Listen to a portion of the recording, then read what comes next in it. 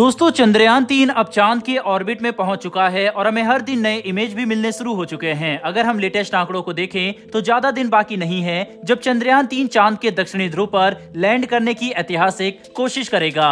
लेकिन भारत ऐसा करने वाला पहला देश बन पाता उसके ठीक कुछ समय पहले ही रूस ने 50 सालों बाद लूनर एक्सप्लोरेशन मिशन में बड़ी वापसी करते हुए लूना 25 मिशन को कल लॉन्च कर दिया, जिसके बाद काफी सारे सवाल खड़े हुए। लेकिन एक सवाल ऐसा था जिसे सुनकर न सिर्फ सभी भारतीय पूरी तरह से हैरान रह गए बल्कि ये भी सोचने लगे कि आखिर रूस ऐसा करने में कैसे सफल हो सकेगा।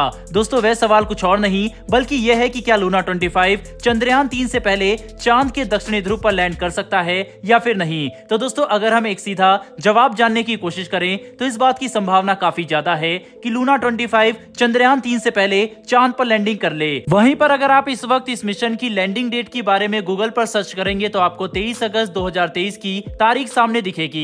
रेफरेंस के लिए आप अपनी स्क्रीन पर एक स्क्रीनशॉट भी देख सकते हैं। हालांकि ये कोई सटीक तारीख तो नहीं है पर हमें काफी हद तक इस बात का अंदाजा हो चुका है कि लूना 25 शायद चंद्रयान 3 से पहले लैंड करने में सफल हो जाए। लेकिन इससे कोई फर्क नहीं पड़ता, उसके पीछे कुछ काफी बड़ी वजह है जिन्हें हमें काफी ध्यान से समझना होगा। दरअसल सबसे पहले तो हमें इसी बात पर ध्यान देना चाहिए कि यहाँ पर जो भी मून एक्सप्लोरेशन मिशन हो रहे हैं उनका मकसद रिकॉर्ड बनाना नहीं बल्कि साइंस को मजबूत करना है, जिससे भारत और पूरी दुनिया को चंद्रमा के बारे में वह जानकारी मिल सके जो अभी तक किसी भी देश के हाथ में नहीं लगी। ऐसे में ये जानकारी भारत जुटाए या फिर अमेरिका या रूस, उससे कोई फर्क नहीं पड़ता क्योंकि आखिर सभी देश इसे आपस में साझा करते ही हैं ताकि पूरी दुनिया एक साथ मिलकर अंतरिक्ष के क्षेत्र में साइंस का विकास कर सके। ऊपर से हम इस तथ्य को भी नजरअंदाज नहीं करेंगे कि चंद्रयान 3 लूना 25 के मुकाबले न सिर्फ ज्यादा जटिल है बल्कि ज्यादा एडवांस भी है, क्योंकि खुद इसरो के वैज्ञानिकों ने कहा है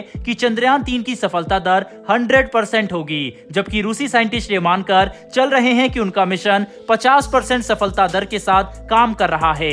इसीलिए इसमें गड़बड़ी होने की संभावना चंद्रयान 3 के मुकाबले ज्यादा है।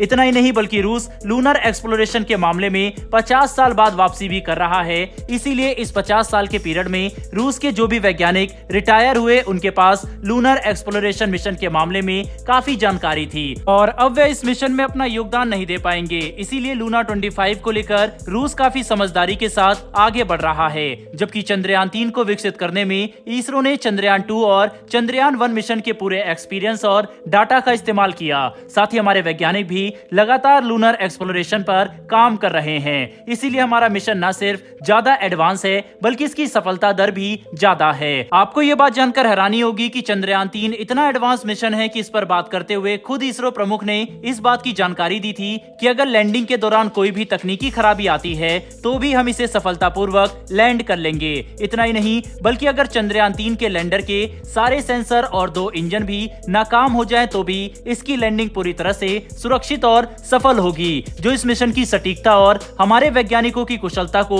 साफ तौर पर प्रदर्शित करता है। वहीं पर अगर हम तकनीकी रूप से भारत और रूस के लूनर मिशन को कंपेयर करें तो हमें इस बात का पता चलेगा कि हमारा लैंडर चांद के दक्षिणी ध्रुव के सबसे नजदीक उतरने वाला है, जहां पर पानी के अंश होने की संभावना बाकी के चंद्रमा के मुकाबले काफी ज्यादा है, क्योंकि किसी भी ग्रह के ध्रुवों पर तापमान हमेशा बहुत ही ठंडा होता है, जिसकी वजह से इन इलाकों में पानी या बर्फ जैसे पदार्थ मिलने की संभावना ज्यादा है और इन्हीं की खोज करने में चंद्रयान 3 काफी महत्वपूर्ण साबित होगा। साथ ही चंद्रयान 3 पर भारत की सफलता और कुशलता को ध्यान में रखते हुए हाल ही में जापान की अंतरिक्ष एजेंसी ने भारत के साथ मिलकर एक नया लूनर एक्सप्लोरेशन मिशन शुरू करने पर भी सहमति बनाई, जिसे दोनों देश लुपनेक्स नाम दे चुके हैं और इसे भी अगले कुछ सालों में लॉन्च किया जाएगा, जिसमें इस्तेमाल होने वाली तकनीक भारत और जापानी दोनों होगी। बता दें कि इस मिशन का मेन ऑब्जेक्टिव ही चंद्रमा पर पानी की खोज करना है, जिसे लेकर पूरी दुनिया काफी ज्यादा उत्साहित है। ऐसे में अगर हम ध्यान से समझने की कोशिश करें तो इस वक्त चंद्रयान 3 पर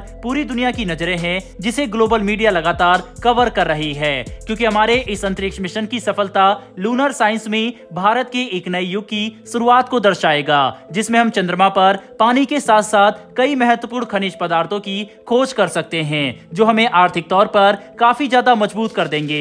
इसीलिए हम रूस के लूना 25 की लैंडिंग डेट को भारत के लिए कोई कंपटीशन नहीं मान रहे, क्योंकि हमारा ग्रेटर गोल चंद्रमा के बारे में ज्यादा जानकारी जुटाना है। वहीं पर लूना 25 की लैंडिंग डेट की बात करें तो फिलहाल जो जानकारी मिल रही है उसके हिसाब से 22 अगस्त को ये चांद पर लैंड करने की कोशिश कोशिश करेगा। वहीं पर इसके एक्सपीरियंस का भी बेनिफिट भारत को मिलने वाला है, क्योंकि भारत लूना 25 को भी पूरी तरह से मॉनिटर करेगा। साथ ही रूस की एजेंसी भी भारत को इसकी सारी जानकारी शेयर करेंगे, जिससे भारत को अपने चंद्रयान 3 में काफी मदद मिलेगी। ऐसे में हम यही उम्मीद कर सकते हैं कि लूना 25 और चंद्रयान 3 सफलता के साथ लैंडिंग करे और अंतरिक्ष के क्षेत्र में दोनों ही देश सफलतापूर्वक कामयाब हो सके। बहरहाल दोस्तों, इस वीडियो में इतना ही। अगर आपको ये इन्फॉर्मेशन और वीडियो पसंद आई हो तो मेरी एक छोटी सी रिक्वेस्ट है कि नीचे दिए गए सब्सक्राइब बटन को दबाकर बेल नोटिफिकेशन अवश्य ऑन कर लें, जिससे हमारी आने वाली डेली ऐसी वीडियो आप तक सबसे पहले पहुंच सके।